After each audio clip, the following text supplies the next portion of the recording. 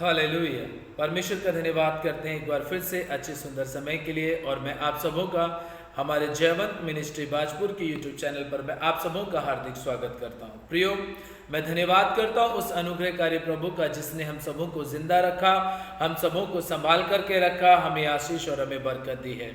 प्रियो, आज मैं एक बहुत अच्छे टॉपिक पर आप सबों से बातचीत करना चाहूँगा और मैं चाहूँगा कि जब आप इस वीडियो को देखते हैं तो आप हमें कमेंट बॉक्स में आप ज़रूर कमेंट करें, हमें मैसेज करें और हमें बताएं क्या सच में यह वचन आपके लिए आशीष का कारण बना है कि नहीं बना है। प्रियो, आजकल में ये वचन जो मैं आप लोगों के बीच में सुनाने जा रहा हूँ, ये वचन आज बहुत ज़्यादा हमें ट्रेंड में दिखाई दे रहा है और हमें लोगों के जीवन में दिखाई दे रहा है। प्रियो, हम सब इस बात को जानते हैं कि धर्मांतरण का चल रहा है, झूठे आरोपों का चल रहा है और पास्टरों को मारने का चल रहा है, विश्वासियों को मारने का चल रहा है, मसीह के नाम को ईसाई समाज को बदनाम करने का ट्रेंड चल रहा है, सब कुछ चल रहा है। लेकिन इसके साथ साथ एक काम जो सबसे ज्यादा हम मसीह लोगों के बीच में पाया जा रहा है और सबसे ज्यादा ये काम चल रहा है, मैं आज इस बात के ऊपर बताना चाहता हूं। अगर ये मैसेज आपको अच्छा लगता है तो आप दूसरों तक इस मैसेज को जरूर शेयर कीजिएगा, दूसरों को भी बताइएगा, ताकि दूसरों के जीवन में भी परमेश्वर का भय आए और परमेश्वर का सामर्थ काम करे और वो इस घिनौनी बात से बच जाएं, वो इस अंधकार भरे काम से बच जाएं कि अगर वो नहीं बचे तो नष्ट हो जाएंगे और अगर वो बच गए तो स्वर्ग राज्य में जाएंगे। परमेश्वर बचाना चाहता है, प्रभु आजाद करना चाहता है, प्रभु हर तरीके से मदद करना चाहता है। लेकिन हम मनुष्य जो है वो हम अपने आदत से इतने ज्यादा मजबूर हैं कि हम उसके ऊपर विचार तक नहीं करते, हम उसके बारे में सोचते भी नहीं हैं। प्रियो, मैं एक अच्छे टॉपिक के साथ में इसलिए आज परमेश्वर के वचन को लेकर के उपस्थित हूँ। यह वचन मैंने कई बार आपके बीच में शेयर भी किया है, लेकिन मैं चाहता हूँ कि आज हम कुछ नई बातों को यहाँ पर सीखें और नई बातों को समझें। प्रियो, आज मेरे वचन का जो विषय है वो ये है कि गांव के लोग परमेश्वर के ऊपर विश्वास करने वाले एक विश्वासी परिवार के घर में आते हैं और आकर के उन परिवार के लोगों के ऊपर दबाव बनाते हैं, उस परिवार के ऊपर अपनी जबरदस्ती करते हैं और परिवार के मुखिया से कहते हैं कि तुम्हारे घर में जो लोग हैं उन्हें बाहर निकालो, हम उनके साथ सेक्स करना चाहते हैं, हम उनके साथ व्यभिचार करना चाहते हैं। गांव के लोगों ने इकट्ठा होकर के उनके ऊपर योजना बनाई और इकट्ठा भारी दल एक परमेश्वर के विश्वासी परिवार के ऊपर एक भारी दल आ जाता है और आकर के उनको ऊपर दबाव बना करके कहते हैं कि तुम्हारे घर के अंदर जो है उन्हें बाहर निकालो, हम उनके साथ संभोग करना चाहते हैं, हम उनके साथ में सेक्स करना चाहते हैं। प्रियो, मैं एक बात आपको बता देना चाहता हूं कि बाइबल के अंदर ऐसा लिखा है, ऐसा हमें पढ़ने को देखने को मिलता है, सुनने को मिलता है कि इंसान जो पाप करता है वो शरीर के सारे बाहर करता है, लेकिन जब वो व्यभिचार करता है तो वो अपने शरीर के द्वारा पाप करता है और इस पाप से परमेश्वर सबसे ज्यादा घृणा और नफरत करता है। और जो ये काम करते हैं, याद रखिएगा आप कि परमेश्वर आपको अपने राज्य में कभी भी लेकर के नहीं जाएगा। मैं बता देना चाहता हूं कि अगर कोई बहन इस पाप के अंदर है, कोई भाई इस पाप के अंदर है, तो याद रखिएगा मेरे प्रियो, मैं हाथ जोड़ के माफी के साथ आपसे ये प्रार्थना करना चाहता हूं, आपसे विनती करना चाहता हूं कि आप परमेश्वर के राज्य में नहीं जाएंगे। अगर आप चाहते हैं कि आप स्वर्ग राज्य में जाएं और स्वर्ग राज्य का आनंद उठाएं तो आपको इस पाप को अपनी जिंदगी से अलग करना ही पड़ेगा। मैं बात कर रहा हूं परमेश्वर के वचन से।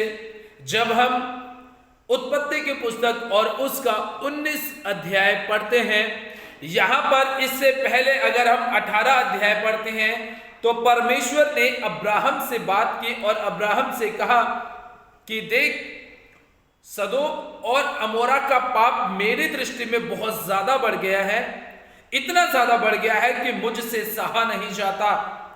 क्योंकि पाप ऐसा नहीं था, पाप बड़ा खतरनाक था और पाप ऐसा था कि उस समय पर सदोम और अमोरा के अंदर लोग जो थे, मनुष्य जो थे, वो आपस में ही संबंध बना रहे थे। मतलब जेम्स टू जेंट्स आपस में संभोग कर रहे थे। इतना ज्यादा पाप बढ़ गया था, इतना ज्यादा पाप बढ़ गया था कि बहुत ही बुरी दयनीय हालत उस सदोम और अमोरा के अंदर हो चुकी थी।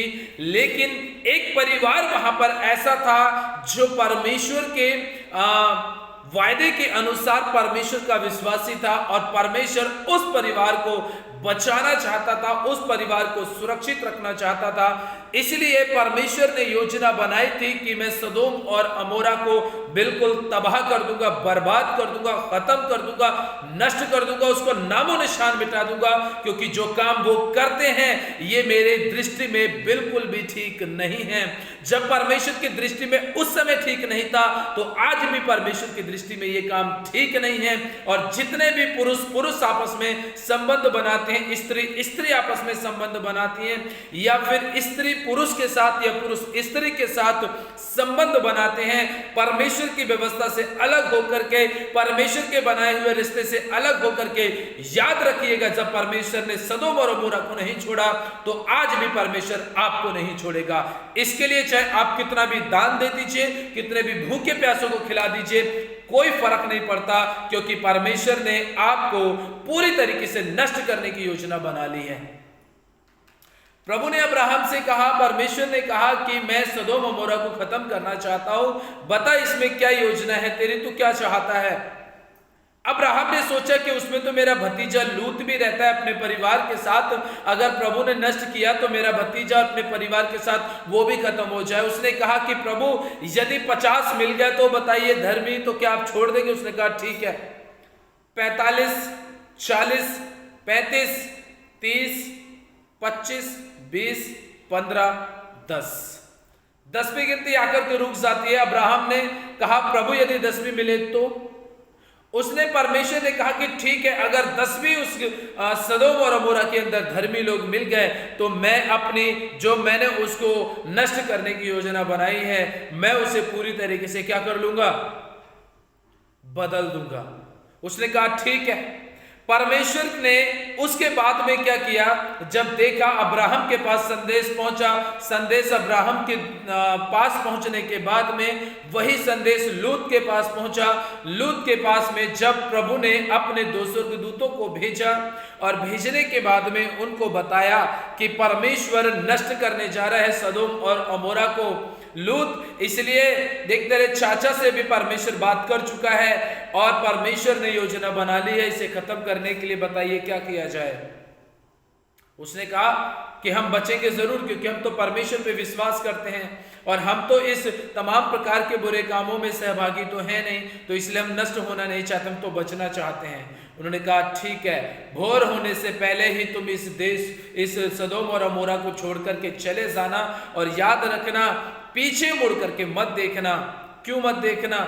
क्योंकि परमेश्वर जब इसे नष्ट करेगा तो तुम देख नहीं पाओगे, और जब तुम देख नहीं पाओगे तो कहीं ऐसा ना हो कि तुम ही खत्म हो जाओ। उन्होंने कहा ठीक है, हम नहीं देखेंगे। जब ये बात अभी घटना घटने वाली है, इससे पहले मैं आपके सामने 1-2 वचन को पढ़ना चाहूंगा। उत्पत्ति 19 अध्याय में लिखा है और उसके अगर हम पढ़ें 2 वचन से, हे मेरे प्रभु अपने दास के घर में पधारिए और रात भर विश्राम कीजिए और अपने पांव धोइए, फिर भोर को उठकर अपने मार्ग पर जाइए। उन्होंने कहा नहीं, हम चौक ही में रात बिताएंगे। पर उसने उनसे बहुत विनती करके उन्हें मनाया, इसलिए वे उसके साथ चलकर उसके घर में आए और उसने उनके लिए भोजन तैयार किया और बिना खमीर की रोटियां बनाकर उनको खिलाई। जबकि वो मेहमान चाहते थे कि हम रात को चौक में समय बिता लेंगे, लेकिन लूत अपने गांव के, अपने आसपास के वातावरण से बखूबी वो जानकार था। उसको पता था कि मेरे लोग कैसे हैं, मेरे गांव के लोग कैसे हैं, वो अच्छी तरीके से जानता था। इसलिए उसने बार बार विनती की कि नहीं, आप यहां मत रहिए, आप हमारे साथ हमारे घर में चलिए। आज भी प्रभु अपने दासों के द्वारा अच्छी तरीके से ये बात बताता है, जानता है, और वो लोगों के बारे में ये संदेश दे रहा है कि भाइयों और बहनों सुधर जाओ, संभल जाओ, अभी भी मौका है, क्योंकि परमेश्वर फिर नष्ट करना शुरू कर देगा तो पता नहीं क्या होगा। आज भी बताया जा रहा है, संदेश दिए जा रहे हैं कि मत करो ये सारे काम, मत करो नशे, मत करो गुलामियां शैतान की। फिर भी लोग नहीं मान रहे और अपने अपने शरीर की अभिलाषाओं को तृप्त करने में, अपनी शरीर की इच्छाओं को तृप्त करने में लगे पड़े हैं और तमाम प्रकार के बुरे काम करके अपनी जिंदगी को ऐसा सोच रहे हैं कि हमने बहुत अच्छी जिंदगी जीना शुरू कर दिया है। प्रियो, उस समय पर भी उन मेहमानों ने कहा कि हम चौक पे समय बिता लेंगे, लेकिन उन्होंने कहा नहीं, आप हमारे घर चलो। और वो उनको घर लेकर के चला जाता है और जाने के बाद में लिखा है, उनके सो जाने से पहले सदोम नगर के पुरुषों ने जवानों से लेकर बूढ़ों तक वरन चारों ओर के सब लोगों ने आकर उस घर को घेर लिया और लूत को पुकार कर कहा, कहने लगे, जो पुरुष आज रात को तेरे पास आए हैं वे कहाँ हैं? उनको हमारे पास बाहर ले आ कि हम उनसे भोग करें। अब बताइए क्या किया जाएगा? प्रभु के दास के घर में कुछ लोग आए। लिखा है कि गांव के बच्चों से लेकर के बूढ़ों तक जवानों ने लूत के घर को चारों तरफ से घेर लिया और घेरने के बाद में पुकार करके कहने लगे कि क्या करो, जो मेहमान, जो पुरुष तेरे घर में आए उन्हें बाहर लेकर आ, हम उनके साथ भोग करना चाहते हैं, हम उनके साथ संबंध बनाना चाहते हैं। प्रियो, कितनी दयनीय हालत और कितनी बुरी घटना है ये। उस समय पर लूत ने कैसे अपने आप को संभाला होगा और कैसे प्रभु के उन दासों ने अपने आप को संभाला होगा। अगर वो चाहते तो पलक झपकते ही सब कुछ बर्बाद कर सकते थे, लेकिन वो ये भी देखना चाहते थे कि परमेश्वर उनके साथ, लूत के साथ करने क्या वाला है। वो योजना में शामिल रहना चाहते थे। जब जब धीरे चारों तरफ से लोगों ने घेर लिया तो धीरे धीरे लूत ने अपने आप को संभाला और बड़ी सूझबूझ के साथ में, जो आज के समय पर बहुत ही ज्यादा दयनीय और भयानक बात हमारे लिए ये हो सकती है कि कोई मनुष्य ऐसा करे, वहां पर हमें देखने को मिलता है। लिखा है, तब लूत उनके पास द्वार के बाहर गया और किवाड़ को अपने पीछे बंद करके कहा, हे मेरे भाइयों, ऐसी बुराई ना करो। सुनो, मेरी 2 बेटियां हैं जिन्होंने अब तक पुरुष का मुंह नहीं देखा। इच्छा हो तो मैं उन्हें तुम्हारे पास लेकर आऊं बाहर, और तुमको जैसा लगे वैसा व्यवहार करो उनसे, पर उन पुरुषों से कुछ ना करो, क्योंकि ये मेरी छत तले आए हैं। अब बताइए, प्रभु के उस सेवक ने कहा कि मेरी बेटियों ने अभी तक किसी पुरुष को नहीं देखा, अगर तुम चाहो तो उनके साथ जैसा चाहे वैसा व्यवहार करो, लेकिन जो मेरी छत के नीचे हैं उनके साथ किसी भी प्रकार का कोई बुरा व्यवहार मत करो। लेकिन वो लोग नहीं मानते हैं और ना मानने की वजह से उन्होंने कहा, हट जा। फिर वे कहने लगे, तू एक परदेशी होकर यहाँ रहने के लिए आया, पर अब न्याय भी बन बैठा है, इसलिए अब हम उनसे भी अधिक तेरे साथ बुराई करेंगे। और वे उस पुरुष लूत को बहुत दबाने लगे और किवाड़ तोड़ने के लिए निकट आए। तब उन अतिथियों ने हाथ बढ़ाकर लूत को अपने पास घर में खींच लिया और किवाड़ को बंद कर दिया। और उन्होंने क्या छोटे क्या बड़े सब पुरुषों को जो घर के बाहर द्वार पर थे अंधा कर दिया। अतः वे द्वार को टटोलते टटोलते थक गए। सोचिए आपकी उस समय पर कैसी परिस्थिति रही होगी, कैसा वो मंजर रहा होगा, जो प्रभु के सेवक के लिए एक बड़ी चुनौती थी। इधर मेहमान थे जिनका आदर सम्मान सत्कार करना बहुत जरूरी था, और इधर उसने अपनी बेटियों को भी दांव पे लगा दिया, लेकिन प्रभु के सेवकों को बचाया। प्रियो, कितनी बड़ी दिलेरी कह सकते हैं, या कितना बड़ा हम परमेश्वर के प्रति विश्वास और प्रेम कह सकते हैं जो उसने अपने दासों के प्रति दिखाया, परमेश्वर के सेवकों के प्रति दिखाया। प्रियो, आज तो कुछ लोग चंद लालच के चक्कर में आकर के या फिर लोगों के दबाव में आकर के वो परमेश्वर के सेवकों को जेल में पहुंचा देते हैं, उनके ऊपर झूठे आरोप लगवा देते हैं। ये तो थोड़ी सी नॉर्मल सी बात है, लेकिन इस लूत के लिए कितनी भयंकर बात रही होगी कि उसने अपनी बेटियों की जिंदगी को भी दांव पे लगा दिया और उनको भी कह दे कि तुम इनके साथ जो करना चाहो कर सकते हो। प्रियो, उस समय पर जब परमेश्वर ने इस घटना को देखा तो प्रभु का जी और ज्यादा जल गया, प्रभु का क्रोध और भी ज्यादा बढ़ गया उनके ऊपर। परमेश्वर ने अब योजना बना ली थी कि अब मुझे खत्म करना ही है, चाहे कुछ भी हो जाए। प्रभु बर्दाश्त ही नहीं कर पा रहा था उन लोगों की उन हरकतों को।